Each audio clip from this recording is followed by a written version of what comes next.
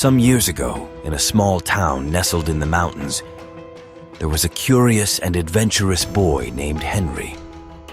He loved gazing at the stars and wondered what might exist beyond the infinite expanse of outer space. Henry also enjoyed playing in the forest near his home. He would pretend that monsters were chasing him as he ran through the dark woods to escape. One quiet night, as Henry was observing the twinkling stars through his window, something extraordinary happened. A bright light illuminated the night sky and crashed behind the forest. Impressed and curious as he was, Henry ran without thinking into the forest to discover what that light was all about. As he walked through the dark forest, Henry realized he was not alone. Strange and shadowy figures emerged from the shadows. I see you. Henry stopped and thought it must be his imagination or just the tree shadows. Finally, after walking for some time, Henry spotted something on the forest floor.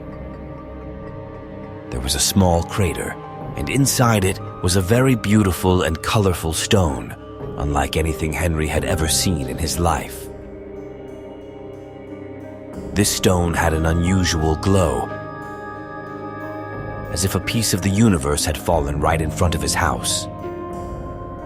Henry wondered about the origin of that stone. It had been an unexpected gift from the cosmos, but its nature was a mystery. He kept it as a treasure ever since, hidden in a small box in the attic of his house. For years, Henry played with that stone and admired its beauty, but he never showed it to anyone. Time passed, and now Henry was a young adult, no longer thinking much about his stone. His life was busy with studies and an internship at a clinical laboratory. On a dark night, Henry saw a bright object flying over the forest, and suddenly the object disappeared as if it had become invisible. Without a second thought, Henry went to investigate in the forest. He walked back and forth in search of answers, but found nothing.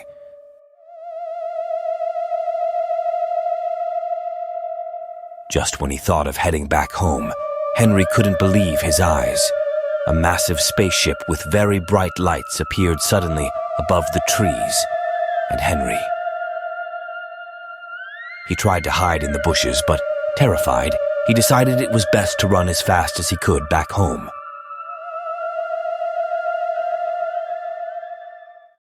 The ship began to move rapidly toward him, emitting an eerie hum. Henry barely had time to react before the ship reached him. The enormous and frightening ship hovered over him like an impending storm. He felt like a helpless prey, at the mercy of forces beyond his comprehension. Then the ship emitted a strong beam of light toward the forest, and suddenly, two humanoid beings descended as if they were floating in the light. They were the aliens, with unusual appearances, gray skin, and deep black eyes.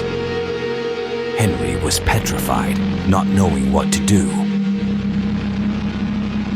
As the beings approached him, he could only think of the worst. Are they going to take me to another planet and conduct terrible experiments on me? Will they torture me? Will I ever see my family again? Tension hung over the forest that night. Henry, with heavy breathing and a racing heart, thought this might be his end. Then, like a salvation, Henry found the strength to make a leap and run. He ran through the dense and dark forest, fearing for his life. The aliens chased Henry. Every second felt like an eternity. This nightmare had to end. Then, Henry looked back while running and saw no one chasing him anymore. When he turned forward, he he suddenly saw the creatures in front of him, standing still with a firm and serious expression on their faces, with those large, dark eyes. Fear overcame Henry, and his legs wobbled.